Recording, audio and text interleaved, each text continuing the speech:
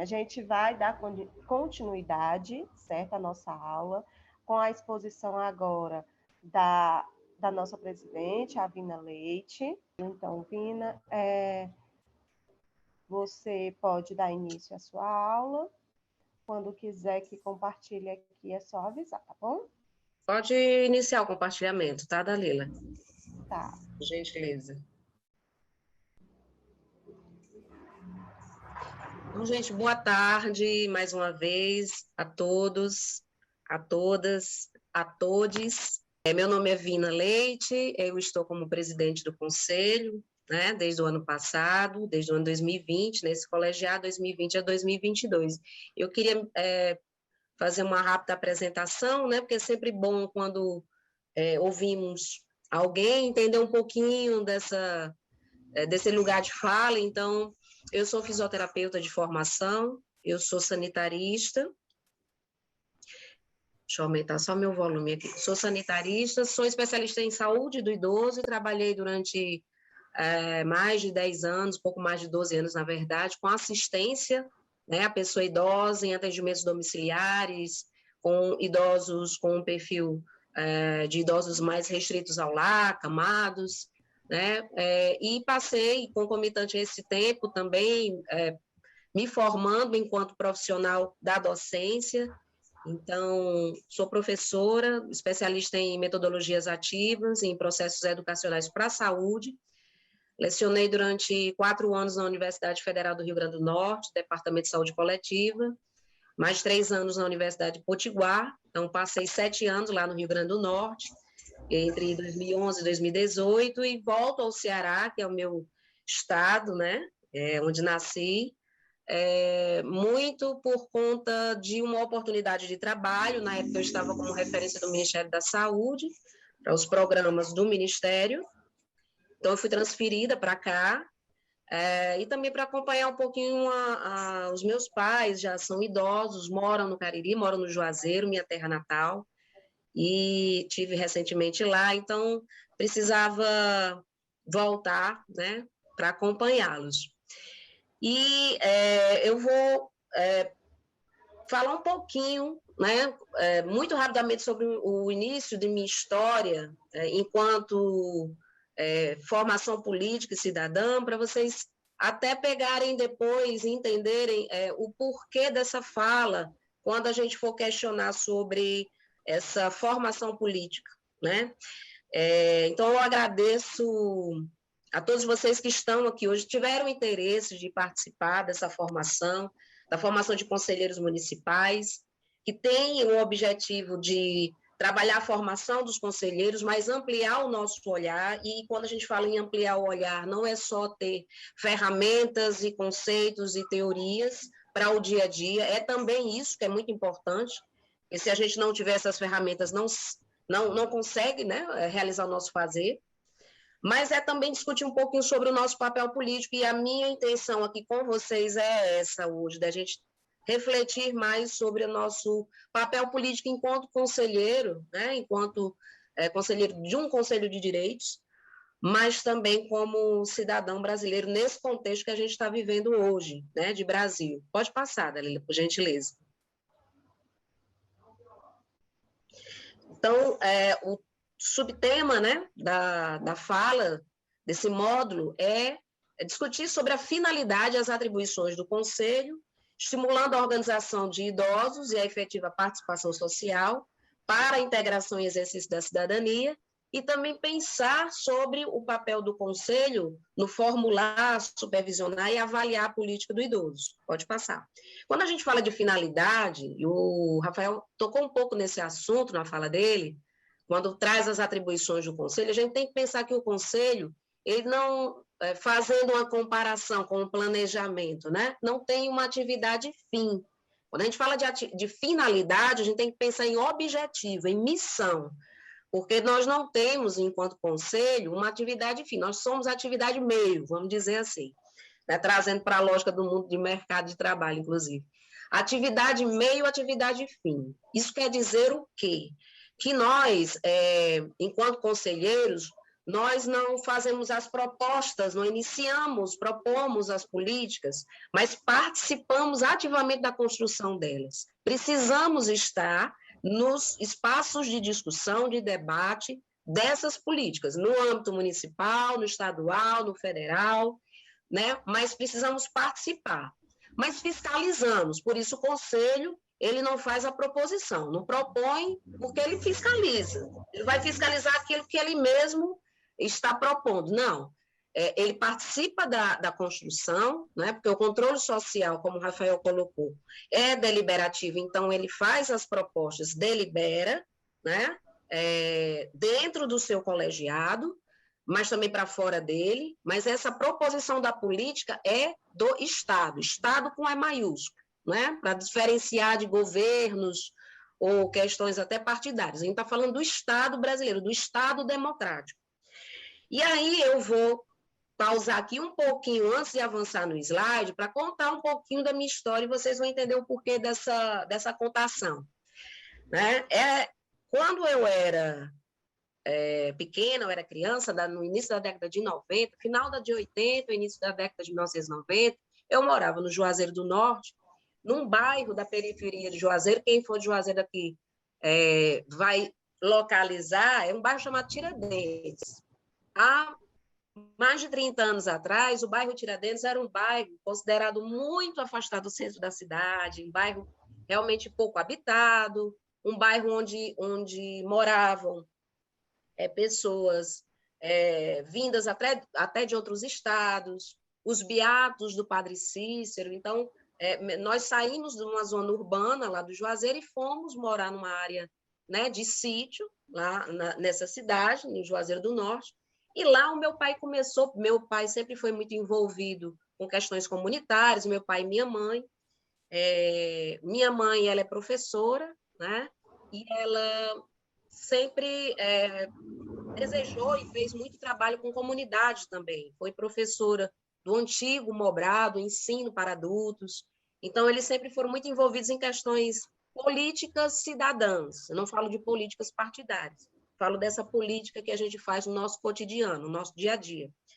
E aí, eu, muito pequena, envolvida nessa situação toda, e vi o exemplo. Nessa época, surgiram alguns programas de governo e também de organizações da sociedade civil, como a Pastoral da Criança e do Idoso, com a doutora Zilda Aines, que levava a essas comunidades muito pobres, marcadas, né, pela pobreza, desigualdade social, pela desnutrição de crianças. Então, levava, por exemplo, a pastoral a assistência, a atenção à saúde dessas famílias, incentivando o aleitamento materno, orientando o uso daquela multimistura, né, que ajudava a salvar crianças da morte por desnutrição, que era, infelizmente, muito forte, muito presente naquela época, muito mais do que hoje. E também no início do programa de saúde da família, né? As primeiras visitas das equipes que ainda não eram equipes de PSF, ainda eram equipes de agentes comunitários de saúde. Então, eu começo a participar dessas ações lá, porque não tinha quem realizasse, não tinha quem fizesse. Para vocês terem ideia, não tinham pessoas alfabetizadas o suficiente e voluntárias para fazer o cadastramento das famílias, para receber o filtro, para receber o hipoclorito de sódio, para orientar as famílias junto com as equipes, para entrar na casa das famílias, porque uma coisa era a equipe da pastoral que chegava de longe, né? E outra coisa era a gente que morava lá. Oi, meu áudio está chegando para vocês? Está chegando ok? Foi só interferência, né? Então, o que acontecia? A gente precisava apoiar essas equipes. E aí eu fui começando a me engajar, eu fui começando a me aproximar dessas equipes, né, muito incentivada também pela minha família, apoiando, sem muito entender também do que se tratava, mas adorando aquele movimento todo. Para mim, uma grande novidade, né? Era criança e podia fazer alguma coisa. Nisso, eu fui me construindo como um ser político, porque vi a situação daquelas famílias, consegui entender que com minha atividade, com aquilo que eu conseguia fazer, que para mim era tão simples, né? Preencher formulários, ler, escrever, me comunicar, fazer essa comunicação, essa intermediação entre a linguagem daquelas equipes de saúde que vinham de Brasília, vinham de longe, e as pessoas de nossa comunidade. Então, eu fui me formando dessa forma. Hoje, eu tenho 45 anos de idade, né? Estou aí num processo agora que a gente chama de envelhecência, né? Dentro da gerontologia, a gente chama assim. Então, assim, hoje eu tenho plena consciência do meu papel político, social, por conta, não do que eu aprendi recente, mas por conta de toda a minha formação familiar, educacional, né, dentro da minha família, dentro da minha comunidade. Então, a minha comunidade e minha família me formaram essa cidadã que eu sou hoje. Então, um grande desafio, então, voltando agora para a nossa situação, nossa atualidade, o que é que nós temos? Nós temos, no Estado democrático contemporâneo, um dos maiores desafios atuais é justamente a baixa participação da sociedade nos assuntos públicos, né, que comprometem a democracia, comprometem a caracterização da democracia, que é essa participação popular, essa participação social. Né? Nós enfrentamos esse desafio da baixa participação nos assuntos públicos e ocorre que, para ser democrático, a participação da sociedade em diferentes esferas, né, seja nas decisões políticas, culturais, enfim, elas perdem com isso. Então, nós temos a pena de perder justamente aquilo que caracteriza a democracia, que é a participação social. Tema, né, central dessa nossa discussão. Então, quando a gente fala dessa participação social, nós não podemos deixar de trazer um outro conceito, que é o de empoderamento. Rafael até citou essa palavra, e a gente comumente usa muito, né, e escuta muito na mídia, porque o empoderamento, mas muitas vezes não sabe de onde saiu. Né? Então, literalmente, o empoderamento ele é um neologismo de uma palavra inglesa, significa empowerment, vem do empowerment, que é a designação das relações de poder dentro da sociedade. Então, literalmente significa isso, muito usado, né? É um fenômeno sociológico muito usado para relacionar a questão dos membros dos grupos que são mais discriminados, né? Seja pela discriminação de raça, religião, de gênero, né? Pela condição do ser feminino, então, o empoderamento feminino. Eu vou trazer, durante as apresentações aqui dos slides, algumas referências que eu sugiro que vocês leiam, né, nesse intermédio entre um módulo e outro, para trazer mais conhecimento mesmo, né, ou trazer outros conceitos. Então, são referências importantes que trazem, inclusive, a discussão sobre esse empoderamento. Então, quando a gente fala da participação da pessoa idosa, né, na política, no controle social, na gestão, no governo, a gente está tratando de empoderamento, né? Esse empoderamento que se refere ao aumento dessa força política, social, ou de um grupo, ou de um indivíduo que se sente discriminado. Vem daí esse empoderamento, né? Através do fortalecimento das suas próprias capacidades.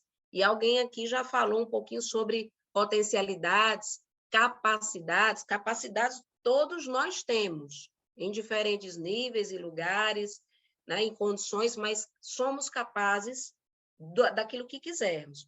Então, esse é um ponto de partida importante, né?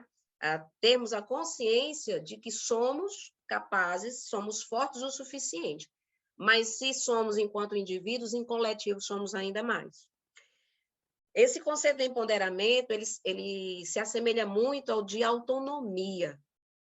Né? Quando a gente fala em autonomia, muitas vezes a gente pode se confundir com ser autônomo significa não depender de ninguém para nada. Não é isso. Nós dependemos em algum grau uns dos outros. Nós não sabemos fazer tudo, nós não sabemos de tudo. Que bom.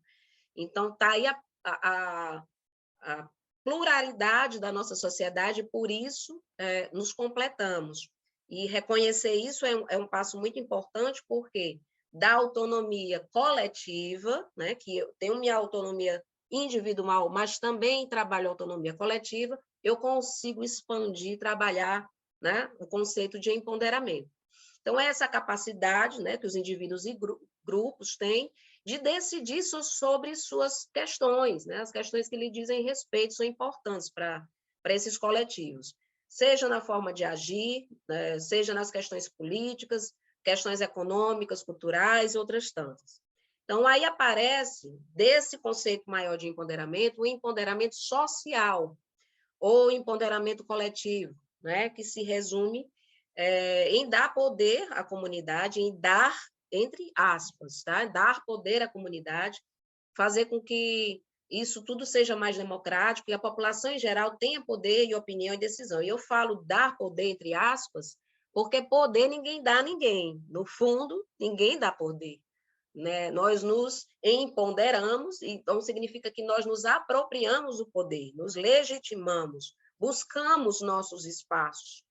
Então, nós não... Isso aí já é um pensamento que nos leva ao... Então, não preciso que Estado, gestores, instituições me legitimem a participar da vida da sociedade, do controle social. Não.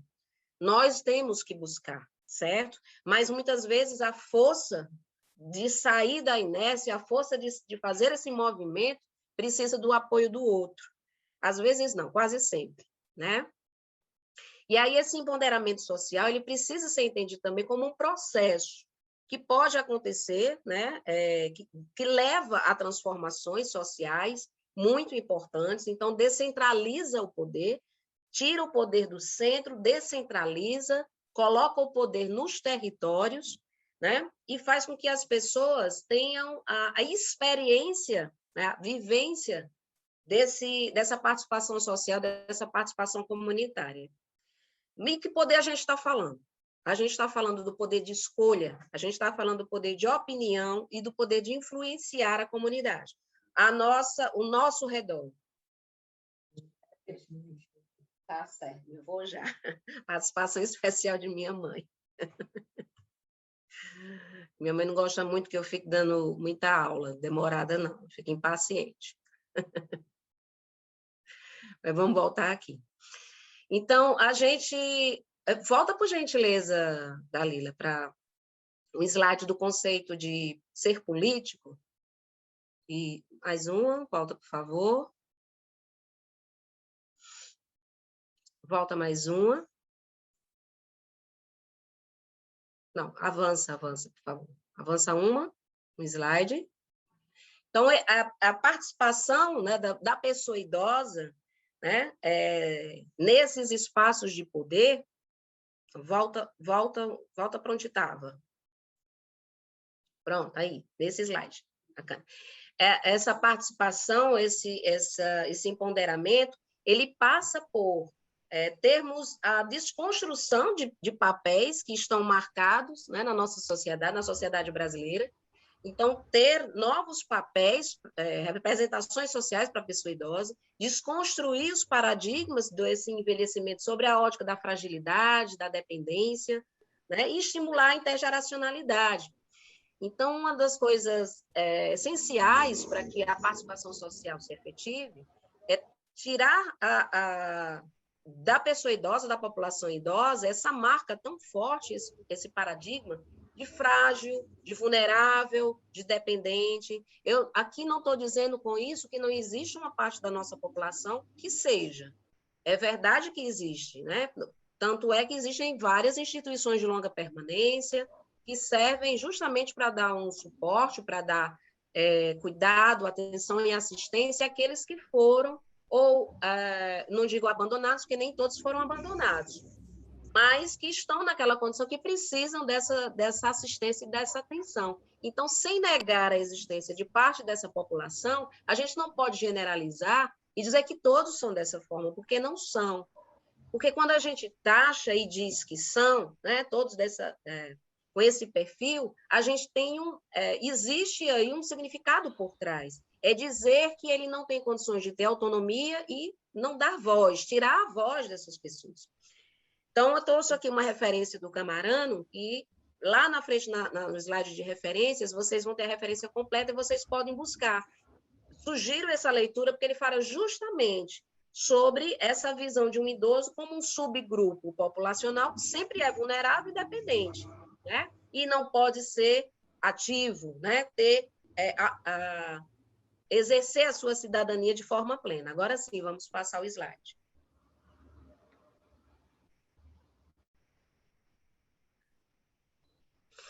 Volta só um, por favor, antes desse. Não, esse não era o slide atual, mas tudo bem. Pode passar, pode passar.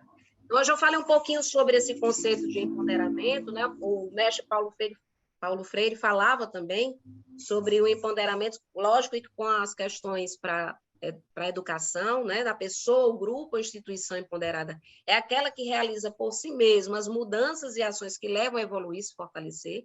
E aí, quando ele fala por si mesmo, ele não está dizendo de forma individual, ele está dizendo que é no coletivo, né? E, ao mesmo tempo, e concomitante ao conceito de empoderamento, de protagonismo, né, da atuação dessas pessoas ou grupos no sentido de assumirem uma postura ativa perante a construção de sua história, né, da sua história enquanto ser, enquanto indivíduo, enquanto coletivo. Pode passar.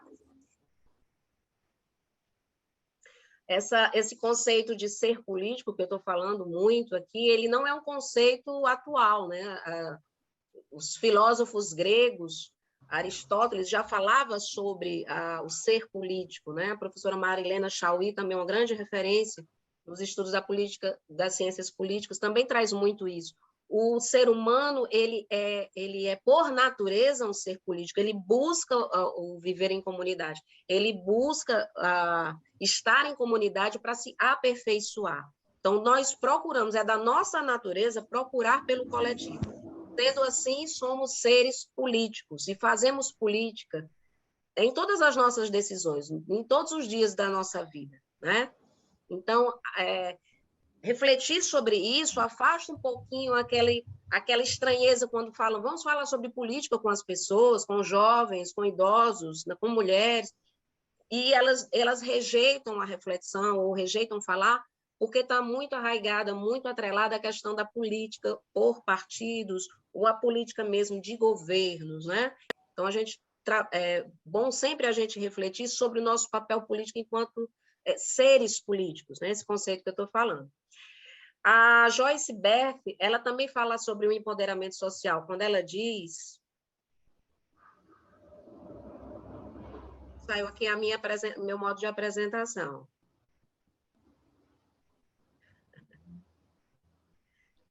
Era a apresentação a apresentação que você quer. Pronto, beleza, obrigada. Essa, né? Isso, que tinha uns ajustes aí que eu tinha feito, mas tudo bem, tranquilo. Já falei até dessa. Você pode ampliar para mim? Ele está em PDF aí, né, para você? Isso. Então, passa para o slide que eu estava sobre o conceito da Joyce Beth. Por favor. Isso. Então, ela também reflete sobre o conceito de empoderamento, falando que é a ação coletiva de participar de debates, espaços de debate, que visam justamente potencializar essa consciência civil dos direitos sociais e civis, né? Essa consciência que possibilita a aquisição da emancipação individual, mas também a consciência coletiva, que é necessária para a superação da dependência social e dominação política, que é aquela que a gente não quer, né? Então, quando a gente preenche esses espaços de debate, a gente está fazendo política. Quando a gente se aproxima dos grupos que refletem, debatem, falam sobre as condições da população idosa, e estou tratando da população idosa, mas serve para todos os grupos, né, populacionais, a gente está fazendo política e a gente vai enfrentar essa questão da dependência social e da dominação. Pode passar, viu, Dalila?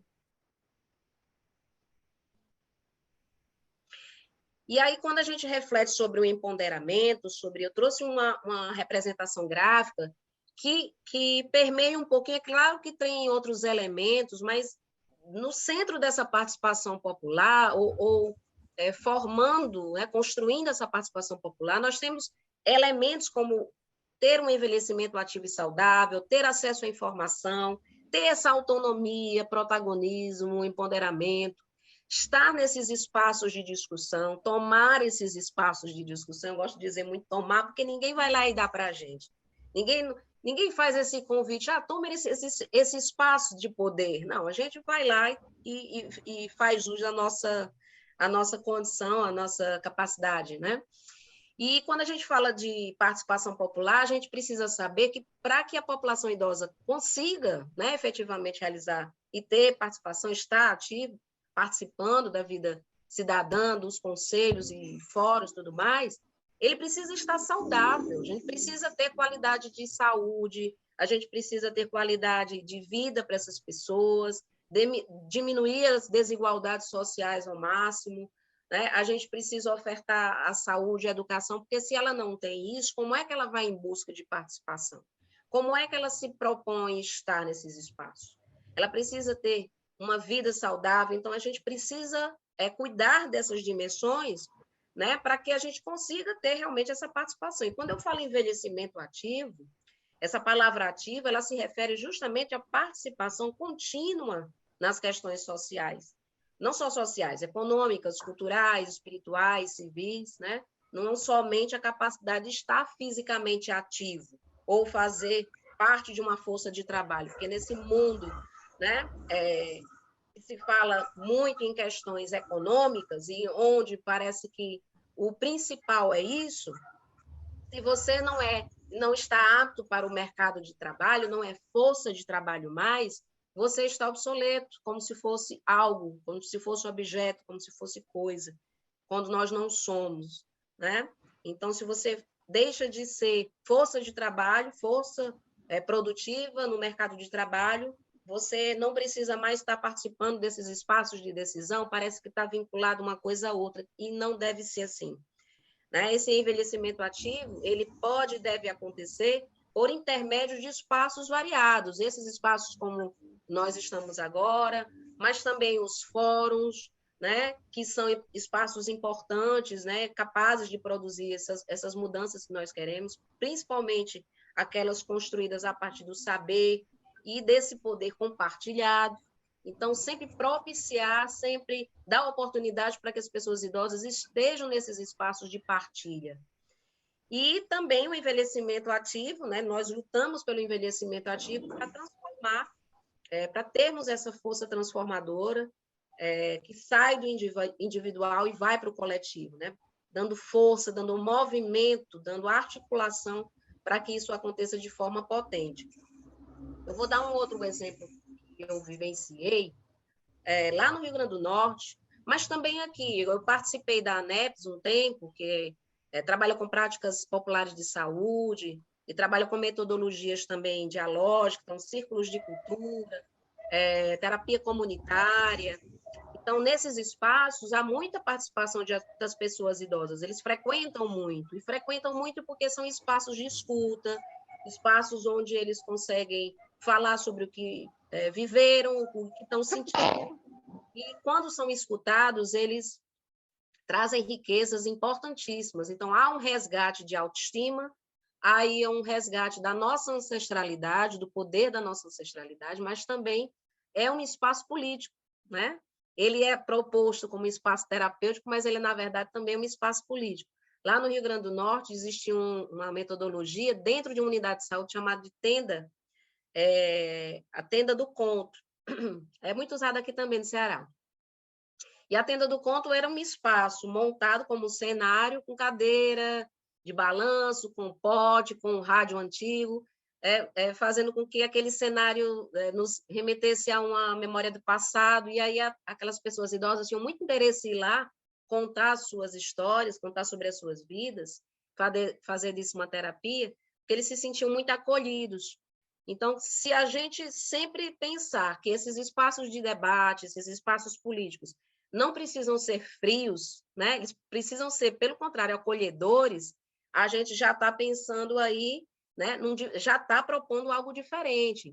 Eu sei que nesse momento, no mundo que a gente está vivendo, é inviável, porque a gente não está podendo se encontrar no coletivo de forma presencial. Mas tão logo a gente possa, que a gente também pense que esses espaços de discussão, de debate, eles precisam ter, né, essa ambiência, esse acolhimento. essa escuta, para que as pessoas tenham interesse em participar, porque se for frio, né, se as pessoas forem sempre trazendo uma perspectiva distante, com a linguagem, com posturas, a gente também distancia, né? As pessoas idosas vão perdendo o interesse de participar. Pode passar o slide. Mas, então, a gente precisa, então, pensar de que forma a gente estimula, provoca essa participação. Eu falei no começo, nós temos um grande desafio, que é justamente a baixa participação nos assuntos públicos, né? Então, como é que a gente estimula que esses idosos, que mesmo que não tenham durante a vida toda participado ativamente, mas que tenham agora o interesse, ou aqueles que participaram, mas por alguma razão estava lá adormecido o interesse, como é que a gente faz e dá movimento, né, para que a população idosa ela participe? A gente precisa pensar, já dei algumas dicas aqui, alguns ingredientes, mas cada um tem a sua, porque cada realidade também tem a sua fotografia, tem a sua condição. Lá no Cariri é de um jeito, na Serra da Ibiapaba, lá com o Tianguá, o Mário é de outro, aqui em Fortaleza é de outro, lá em Russas é outro. Então, de que forma, quais são as formas, ferramentas que a gente pode ter dentro do nosso espaço, né, do nosso território, para trazer essa participação, para mexer com essas pessoas? A Maria da Glória Goen, ela traz um pouco sobre esse conceito de participação, quando ela fala que participação é processo de vivência. Então, eu não participo hoje e não participo mais. Não, participei uma vez, acabou. Não, participar é um processo contínuo de vivência, e ele imprime sentido e significado a um grupo, ou um movimento social. Então, lembra do conceito lá dos filósofos gregos, que dizem que, por natureza, nós somos seres políticos? Então, nós procuramos por isso, né? Só estimulando e sendo incentivados, nós vamos atrás, né? Nós vamos querer participar, é da nossa natureza querer. É porque fizeram tanto para que a gente não participasse, né? Mostraram tanto que aquilo dali não era bom, que não ia dar em nada, que a gente se desestimulou. Então, cabe a nós, enquanto sociedade, também fazer esse movimento contrário.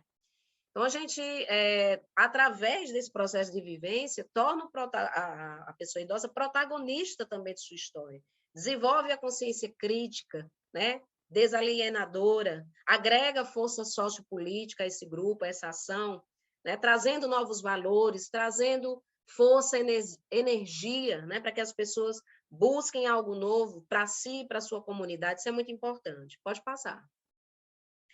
E aí, esse movimento vai se construindo, vai se alinhavando, e essa coxa de vários retalhos, participação de cada um, vai construindo algo maior que vira uma política. É possível construir uma política.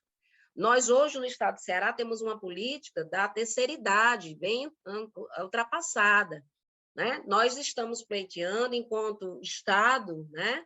Enquanto gestão, mas também enquanto conselho, a reformulação dessa lei, né? Que ela seja absolutamente reformulada, e o seu texto original, quando aprovado pela Assembleia e sancionado pelo governador, está a vias de acontecer, ela vai ser uma política inovadora, moderna, que traz vários elementos atuais e importantes para a gente desenvolver, né? A política de Estado do Estado de Ceará, ela traz na sua concepção direito à vida, dignidade, direito ao bem-estar e o direito à participação na sociedade. Então, está garantido em lei, eu tenho direito a participar. Pode passar. Mas ela traz discussões sobre o que é ter saúde, o que é ter direito à educação e moradia e habitação, o enfrentamento à violação de direitos, né? E traz também a discussão sobre a diversidade da nossa população. Nós não somos apenas pessoas idosas, nós somos pessoas idosas com várias outras características, né? Socioeconômicas, culturais, étnico-raciais, de gênero, religiosas. Somos pessoas com deficiência idosas, somos indígenas idosos, somos pessoas LGBTQI+, idosos, né? População negra. Então, assim, não existe só um idoso, não existe só uma pessoa idosa, existe uma complexidade, né? De pessoas idosas que precisam ser reconhecidas, porque isso vai dar um diferencial nas nossas políticas. A coordenadoria que eu participo da Coordenadoria de Políticas para Pessoas Idosas, através da Secretaria de Proteção Social do Estado. Ela vem propondo um projeto de discutir com cada município a implantação e implementação de políticas nos municípios, né, de forma semelhante à do Estado, né, e dialogando com esse conceito, com essa política do Estado, também fazer essa política acontecer nos municípios, que é onde, de fato, a vida acontece, né, onde a gente realiza nossas atividades, as ações são operacionalizadas. Então, a gente está fazendo essa proposta desde o ano passado, convidamos já regiões da Metropolitana Fortaleza, Serra da Ibiapaba, Vale do Jaguaribe, Litoral Norte, e o convite é para que os municípios sejam certificados para a política através de algumas fases obrigatórias, né, nessa proposta, desse projeto. A primeira é ter conselho, ter controle social ativo, funcionando, com fundo, ter um plano de ação, né? E não só ter um plano que envolva a assistência social ou a saúde, mas ele envolva a educação, a cultura, direitos humanos, ele seja amplo, seja complexo, ele tem a participação da pessoa idosa, então o plano tem que ser elaborado com a participação da sociedade civil, não é só um plano construído por gestores, né? A gente não faz política para as pessoas, a gente faz com as pessoas, já dizia o professor Gastão Wagner, né? A gente não deve, por mais que seja mais fácil para algumas pessoas dizerem, não, a gente elabora aqui um plano e apresenta, e eles, não. O processo todo tem que ter o protagonismo da pessoa idosa, né? Pode passar. Então, essa tem sido uma proposta da coordenadoria para os municípios, que tem, sim, respondido de forma bem satisfatória, né? Se propondo e aderindo, dizendo que querem, sim, ter uma proposta de política nos seus municípios que seja, assim, inovadora, que traga essas dimensões todas que eu falei, e mais, né? Porque a gente faz uma proposta, mas o município faz uma outra, trazendo e agregando novas informações. Então, essas foram as referências que eu trouxe para vocês, estão nos slides, mas eu sugiro fortemente que vocês também procurem, principalmente o livro da Joyce, Feminismos Plurais, muito interessante, está bem atual, e traz muito sobre o conceito de empoderamento, que serve também, né, para essa mulher idosa, né? Ela fala do feminino, mas dentro do mundo das pessoas idosas está lá, né, essa mulher idosa que tem as suas características, peculiaridades e necessidades diferenciadas. E pode passar um outro slide, é um slide, eu encerro a apresentação agradecendo a vocês, né, a oportunidade de estar aqui conversando, nesse momento só expondo, né, mas daqui a pouco ouvindo também, e dizer que, baixa só um pouquinho, por favor, dizer que dentre os caminhos que a gente percorre, né, das conquistas de direitos, está a união dos esforços como marca, eixo primordial. Quanto mais organizada for a sociedade, maior poder a gente vai ter.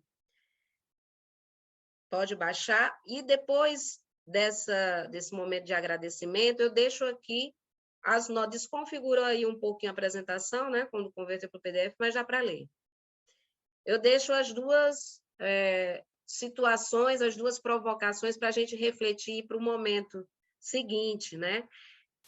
Pensar que estratégias de promoção da participação popular nós podemos sugerir dentro dos planos dos conselhos, aí eu estou falando agora dos conselhos, né? Enquanto conselheiro, como é que a gente faz para promover essa participação popular? Como é que a gente consegue fazer isso? Vocês, inclusive, já deram algumas dicas aí, né? Ouvindo a Erivani, a Eriglésia falando, vocês já apontaram aqui algumas respostas. E também refletir como os conselhos municipais têm participado da implantação e implementação das políticas nos municípios. Nós temos nos aproximado da gestão para participar dessa construção das políticas, ou só estamos observando, né? Estamos assumindo um papel de observador, fiscalizador. Somos proativos nessa construção ou não? Essa é uma provocação que eu deixo também para vocês, para a gente refletir.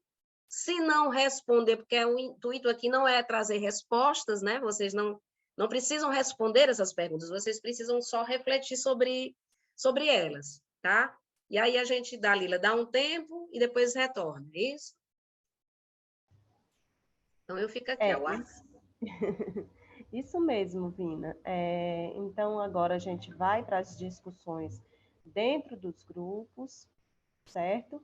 E aí a gente vai ver, né, se alguém vai querer vir representar o grupo e também trazer, né, as contribuições aqui para a nossa aula de hoje, certo? Vina, você me dá aí uns 2 ou 3 minutos para que a gente possa iniciar a discussão no grupo e aí eu chamo você aqui de volta, tá bom?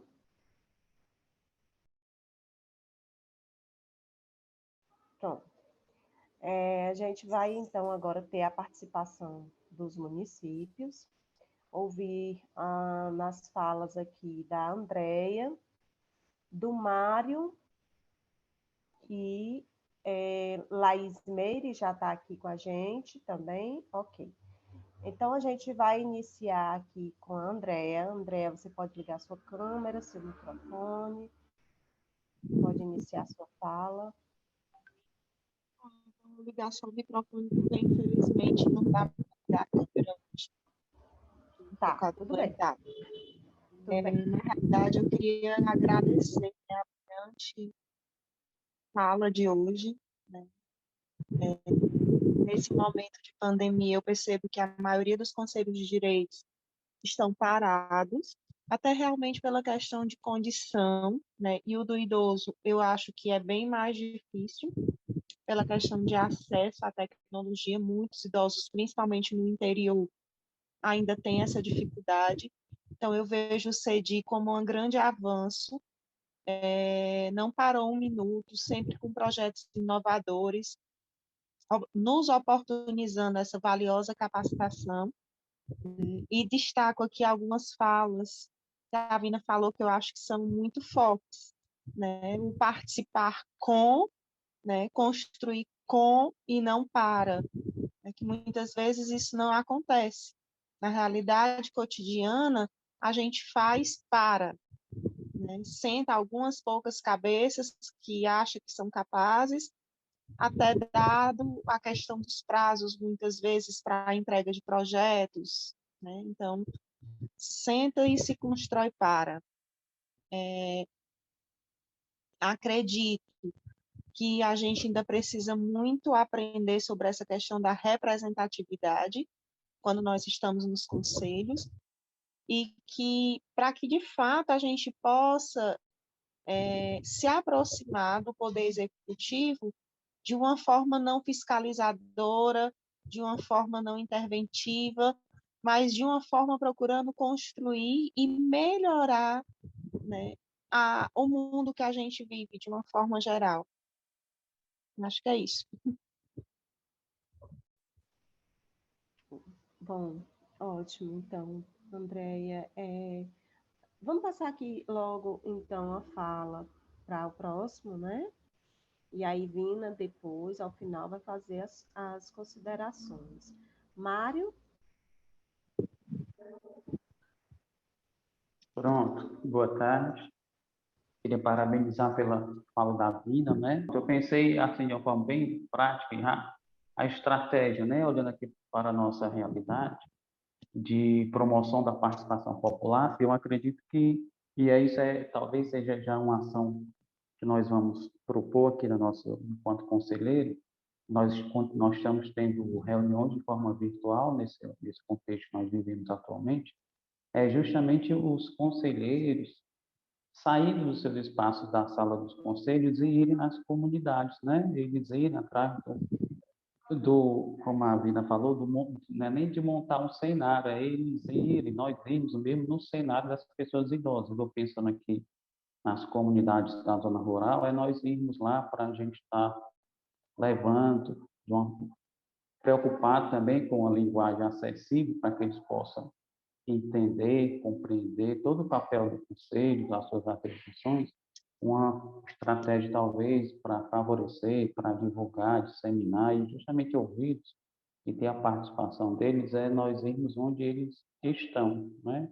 Nós irmos atrás dos depoimentos, o que é que eles pensam de propostas de políticas, e eles terem consciência que tem as instituições, né, o Conselho e outras instituições que visam resguardar e garantir o direito dessas pessoas.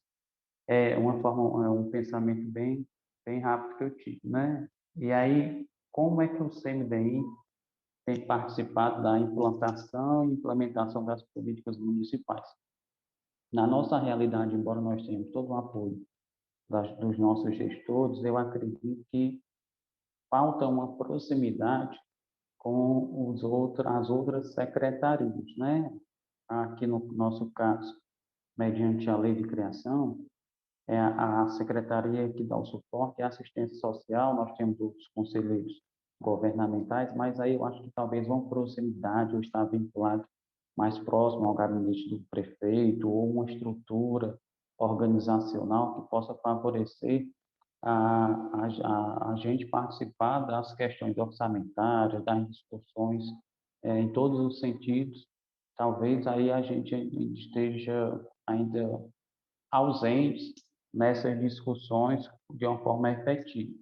E aí talvez seja uma ação que o Conselho já deverá tentar solucionar para que a gente possa estar ativo nessas discussões. Obrigado. Certo. Então, a Laismeire, ela estava aqui na sala para participar, só que ela me disse aqui que ela teve um probleminha com a conexão e não conseguiu, não está conseguindo, mas ela me passou aqui uma mensagem e pediu para que eu lesse aqui, tá bom?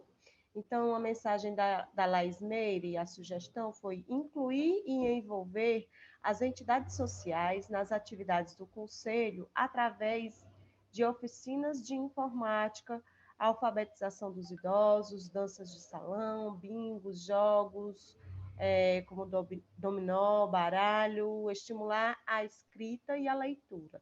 Incentivar nossos idosos a ter e cuidar dos animais de estimação. Só assim se sentirão úteis e vivos. Essa foi a contribuição da Laismeire. Pronto. Então, a gente vai passar aqui para as considerações da Vina sobre as falas dos participantes, dos representantes dos grupos.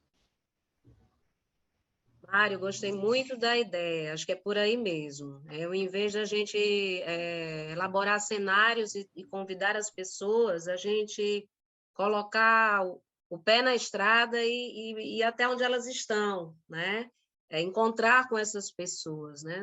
Montar nossas equipes itinerantes e ir atrás, estimular, captar novas lideranças.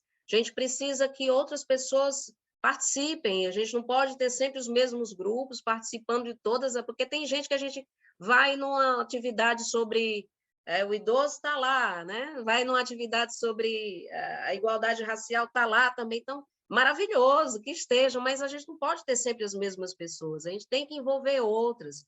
Então, a trabalhar, os conselhos trabalharem com a captação de novas lideranças é essencial. Falo isso também olhando para dentro do nosso conselho, do CEDIR, né, que a gente possa fazer isso, pensar nas estratégias também de captação de novas lideranças, logo que possível, a gente também itinerar por aí, conversando, dialogando com todos. Eu sou muito dessa prática, né? Eu falei para vocês, eu sou uma militante das práticas populares, não só da saúde, mas da educação, e acho que é assim, é com a aproximação, é com o diálogo próximo com as comunidades que a gente vai conseguir, sim, fortalecer o nosso controle social e fazer política, né? Com os P's minúsculos ou os P's maiúsculos. E aí, faço convite para vocês, que vocês também façam as propostas e convites ao CEDIR, que o CEDIR possa estar junto aos conselhos municipais, participando dessas agendas com vocês.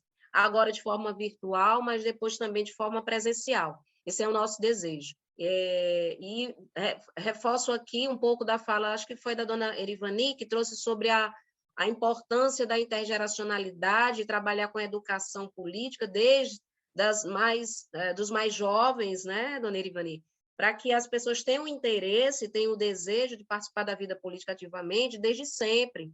isso seja um assunto atraente para todos nós, para que possamos ter gerações futuras engajadas, né, com protagonistas e que tenham esse interesse mesmo de ser futuros conselheiros, enfim. E que, se não forem conselheiros, mas que estejam ativamente no cenário político do país, isso é importante. Então, ter esse resgate. Exatamente, é isso mesmo.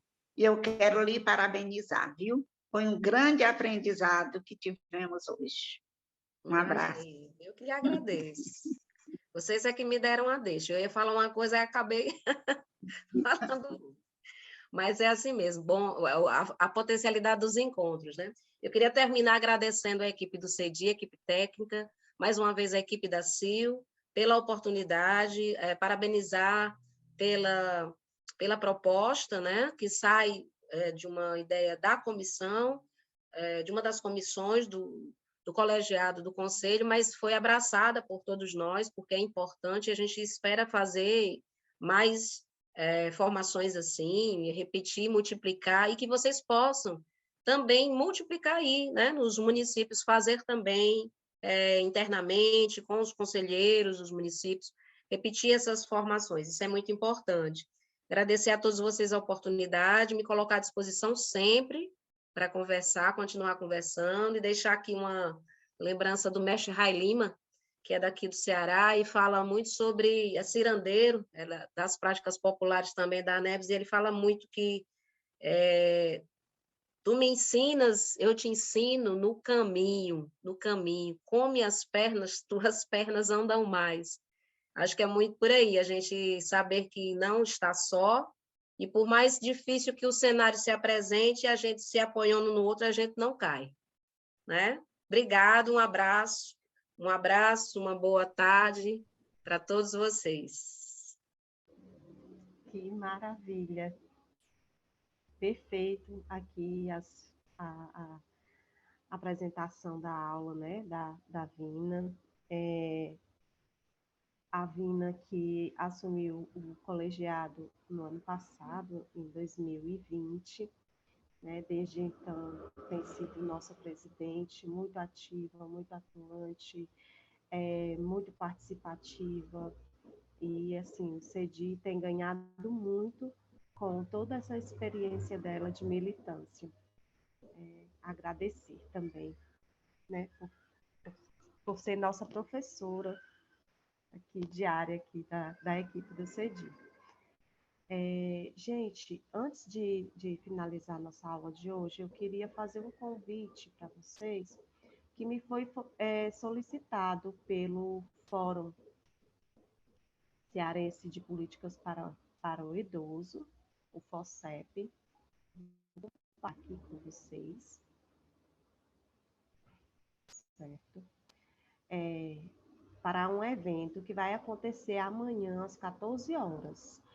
O Fórum Cearense de Políticas para o Idoso, FOCEP, está promovendo uma ação de interiorização e convida você, que é instituição da sociedade civil, para uma conversa sobre a participação popular nos espaços de controle social e fortalecimento da política pública para a pessoa idosa no âmbito municipal, estadual e nacional.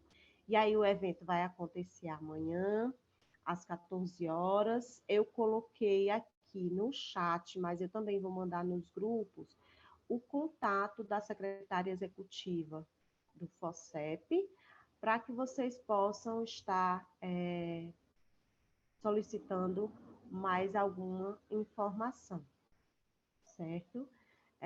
Então, nossa aula de hoje termina por aqui, um pouco mais cedo, né? Agradecer a todos que estiveram com a gente, aos participantes lá dos municípios. Um grande abraço, até a próxima terça. Agradecer aqui aos meninos que estão contribuindo com a gente da plataforma Longe Viver. Dizer que todas as aulas estão sendo gravadas e serão colocadas pelos meninos da plataforma Longe Viver lá na página do CEDI no YouTube. Inclusive, a gente já tem algumas aulas lá, e quem perdeu o conteúdo pode estar acessando a nossa página e assistindo a aula, ou quem quiser assistir novamente, tá? Tá gravado lá. E também as nossas lives Quinta com Cedi estão lá. O canal do Cedi no YouTube é um projeto nosso também de comunicação, de estar mais próximo dos municípios, certo? A gente vai continuar os debates dentro dos grupos, a gente informa, né, que os grupos, eles são abertos todos os dias de aula, todas as terças-feiras, a gente abre o grupo 8 horas da manhã e fica com o grupo aberto para discussões até 8 horas da noite, certo? Mas que os canais administrativos, dos administradores dos grupos estão abertos para quem quiser alguma informação nos outros dias, tá bom? No mais, agradecer mesmo a todos que estiveram aqui presentes, os meninos da CIL, os meninos da plataforma LangeVV já agradeci também, aos professores, muito boa tarde a todos e até a próxima terça. Parabéns, Dalila. Um forte abraço. Outro, querida. Boa tarde. Até a próxima.